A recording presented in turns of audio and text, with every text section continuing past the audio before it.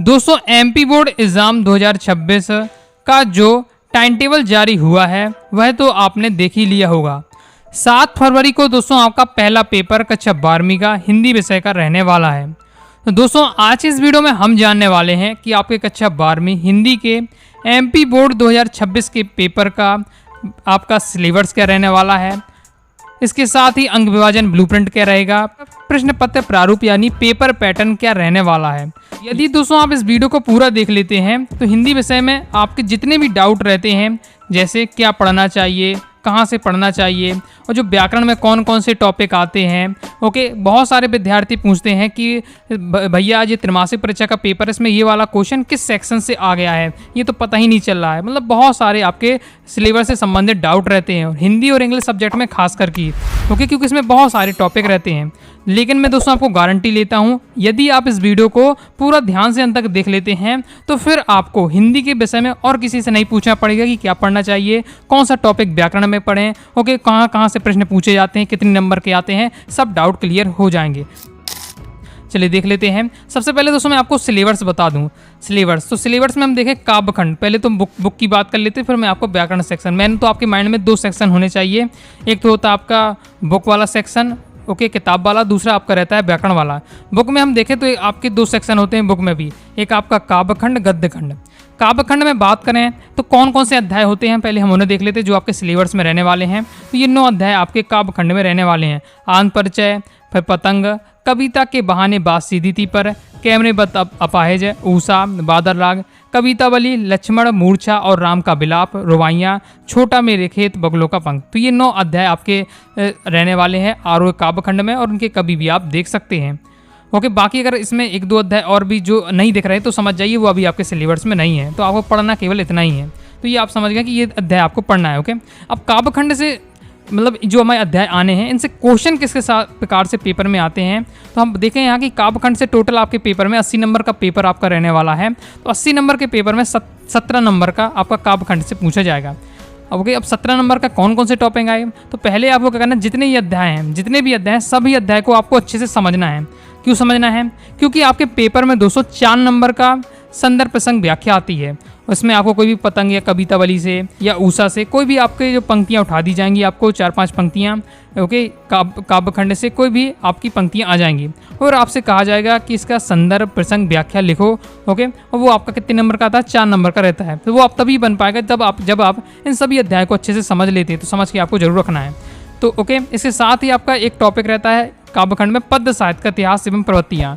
Okay, आपने हमेशा देखा होगा कि आपके पेपर में आता है कि हिंदी साहित्य को स्वर्ण युग क्यों कहा जाता है, छायावाद की विशेषताएं, प्रकृतिवादी की विशेषताएं। ये एक क्वेश्चन आपका 2 नंबर का आता ही है। ओके, इस टाइप का। तो वो आपका किस सेक्शन से आता है? पद्य साहित्य का इतिहास एवं प्रवृत्तियाँ, उस सेक्शन से आता है। और यहाँ से दोस्तों हम बात करें, कुछ बिल्कुल फिक्स क्वेश्चन रहते हैं जो लगातार वही हमेशा आते हैं, चाहे त्रैमासिक हो, अर्धवार्षिक, बोर्ड एग्जाम हो, और लगातार 5-6 साल से वही आ रहे हैं। ओके, तो आपको कम से 10 से 15 क्वेश्चन पढ़ लेना है, उन्हीं में से आते हैं और मैं आपको क्या है तैयारी भी आपको कराऊंगा। ओके, तो यहाँ से 2 नंबर के क्वेश्चन आता है। फिर आपके काव्यखंड से आपका कवि परिचय रहने वाला है। तो कवि परिचय भी फिक्स है, 3-4 आपको मैं बता दूंगा कौन कौन से पढ़ना है बोर्ड एग्जाम के लिए, उतना तैयार कर लीजिए। तो वो 3 नंबर आपके फिक्स हो जाएंगे कवि परिचय में। ओके, तो 3 नंबर का देखिए आपका कवि परिचय आता है। ओके, और 2 नंबर का आपका आ जाता है पद्य साहित्य का इतिहास से क्वेश्चन आप आएगा। ओके, और मैंने आपको बताया संदर्भ प्रसंग व्याख्या आती है आपके 4 नंबर की यहाँ से, और इसके साथ ही फिर आपके क्वेश्चन आंसर भी आते हैं। ओके, और क्वेश्चन आंसर कितना आता है? 2 नंबर का एक ही क्वेश्चन आएगा। ओके, तो टोटल कितने नंबर हो गए? 2, 3, 5,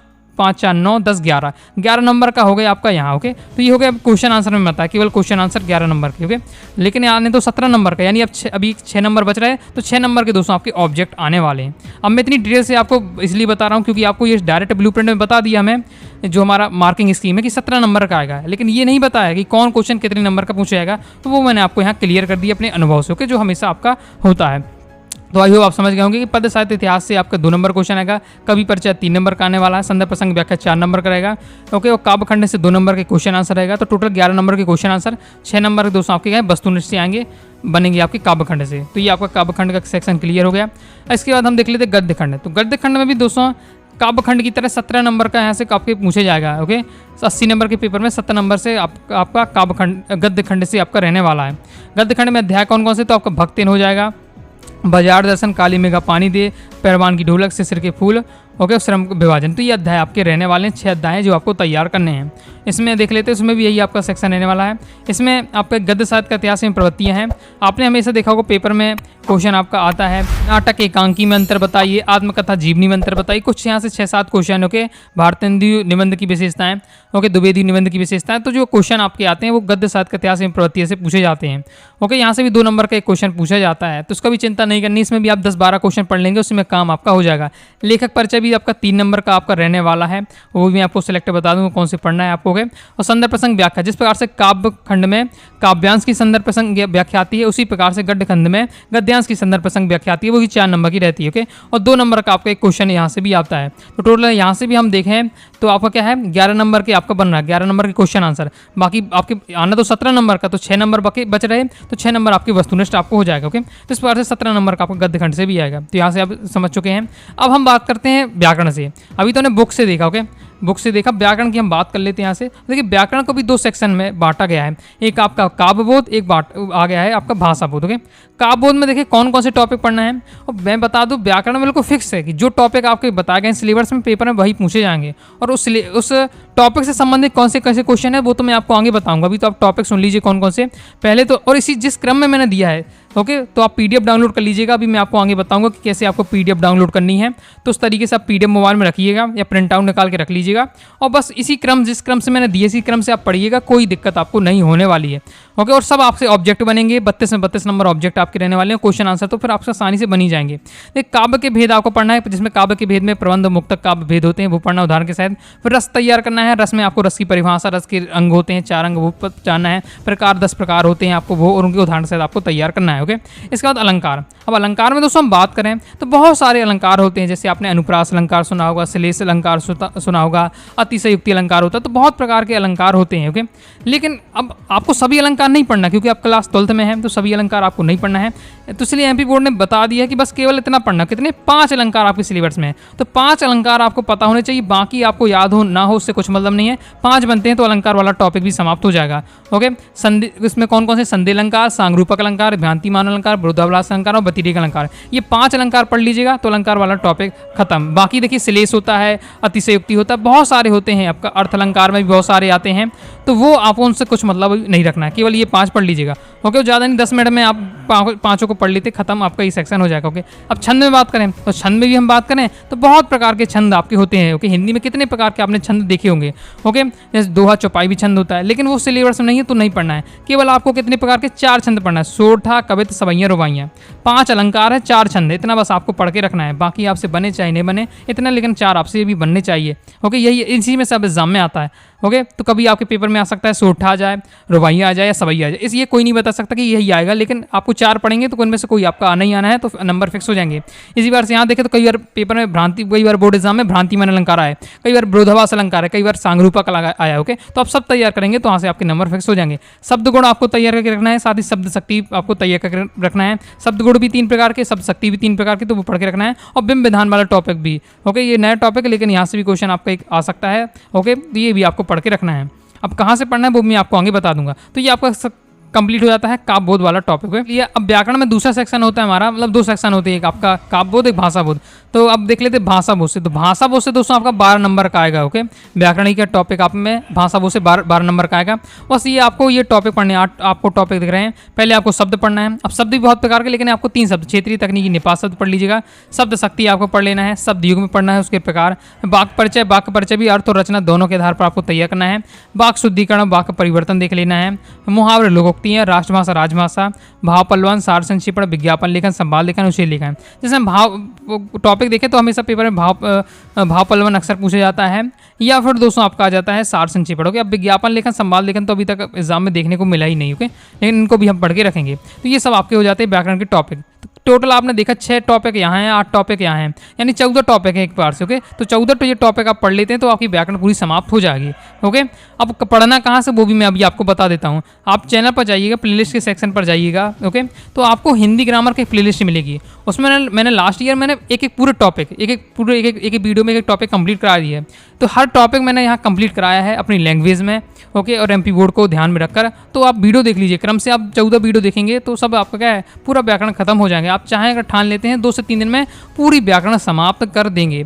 ओके, इतना आसान सिंपल मैं आप बता देता हूँ, समझा देता हूँ कि इसलिए विद्यार्थी का 1 से 2 हफ्ते पढ़ते हैं और क्या है 98 99 नंबर तक हिंदी में स्कोर किए हैं। ओके, और ज़्यादा नहीं पढ़ी, लास्ट के 1 महीने पढ़ लिया वही काफ़ी हो जाता है। ओके, अब देख लेते हैं बेतानवी पुस्तक होती है। तो बेतान में दोस्तों आपके 3 अध्याय हैं। टोटल कितने अध्याय हैं? 3 अध्याय आपके हैं। ओके, सिल्वर बैंडिंग, जूझ और अतीत में दबे पाँव। टोटल बेतान से आपके 80 नंबर के पेपर में 7 नंबर के क्वेश्चन आएगा, जिसमें दोस्तों आपका 2 नंबर के क्वेश्चन आंसर में रहेगा और 5 नंबर के दोस्तों यहाँ से आपके ऑब्जेक्टिव बनते हैं। तो ये आपका रहता है बेतान का। ओके, अभिव्यक्ति माध्यम में बात करें तो अभिव्यक्ति माध्यम से भी 7 नंबर का आता है, जिसमें 2 नंबर का एक क्वेश्चन रहेगा, 5 नंबर के आपके ऑब्जेक्टिव बनने वाले हैं इस सेक्शन से। ओके, अब देखिए बात करें 2 नंबर का केवल एक ही क्वेश्चन आना है और यहाँ की जब आप चैप्टर देखेंगे तो एक चैप्टर 10-10 20 पेज का है। ओके, तो हर स्टूडेंट नहीं पढ़ पाता है, बहुत से स्टूडेंट इग्नोर कर देते हैं, लेकिन इसमें भी आपको चिंता नहीं करनी। मैं आपको क्या है 20 25 30 क्वेश्चन बता दूंगा।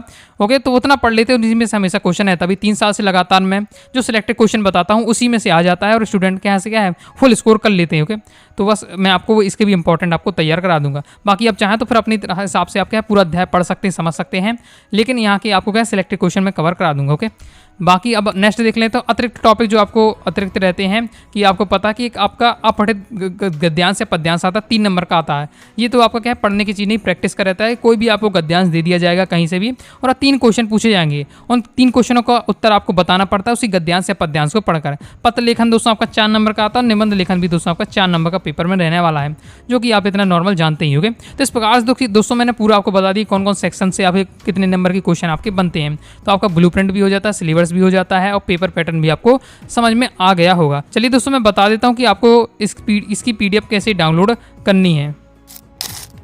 दोस्तों कक्षा 12वीं हिंदी का सिलेबस और ब्लूप्रिंट की पीडीएफ डाउनलोड करने के लिए आपको गूगल पर जाना है, सर्च करना है अनुराग आचार्य क्लासेस। सबसे पहले आपको वेबसाइट मिलेगी, उसे दोस्तों आपको ओपन कर लेना है।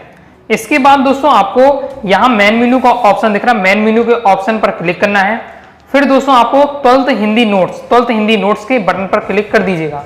तो यहाँ दोस्तों आपको 12th हिंदी नोट्स मिल जाते हैं जो आपको फ्री ऑफ कॉस्ट रहते हैं। ओके, तो आप यहाँ देख सकते हैं। इसके साथ ही आप देखिएगा आपको कवि परिचय, लेखक परिचय भी दिया है इंपॉर्टेंट वाले, तो यहाँ से जाकर आप देख सकते हैं। सिलेबस की पीडीएफ डाउनलोड करने के लिए आपको क्लिक हियर का बटन दिख रहा है, इस पर आपको क्लिक कर देना है।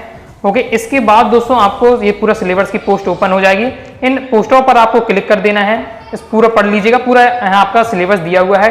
ओके, काव्य खंड, गद्य खंड का व्याकरण, बेतान, व्यक्ति माध्यम सब बताया जा रहा है। पीडीएफ डाउनलोड करना है, क्लिक हियर के बटन पर क्लिक करके जीमेल आईडी पूछेगा, कोई भी एक जीमेल आईडी सिलेक्ट करके ओके कर दीजिएगा, तो आपके सामने देखिए कंप्लीट पीडीएफ डाउनलोड हो जाएगी। तो इस प्रकार से दोस्तों आप पीडीएफ डाउनलोड करके रखिएगा, प्रिंट आउट भी निकाल लीजिएगा जो मैंने आपको दिया है, जिससे आपको क्या है पूरा तैयारी करने में क्या आसानी होगी, आपको टॉपिक क्लियर रहेंगे कि ये पढ़ना है।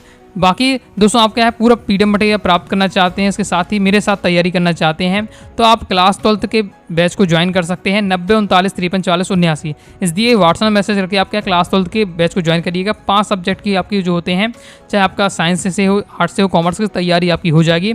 ओके, और इसमें आप क्या गाइडेंस मुझसे ले सकते हैं। बाकी दोस्तों और हम पेपर पैटर्न की देखें तो आपका जो सही विकल्प आते हैं 6 नंबर के रहने वाले हैं, रेगिस्तान 6 नंबर के, 7 6 नंबर के, सही जोड़ी 7 नंबर की आती है, एक वाक्यांश 7 नंबर के। तो ये ऑब्जेक्ट वाले सेक्शन हो जाते हैं।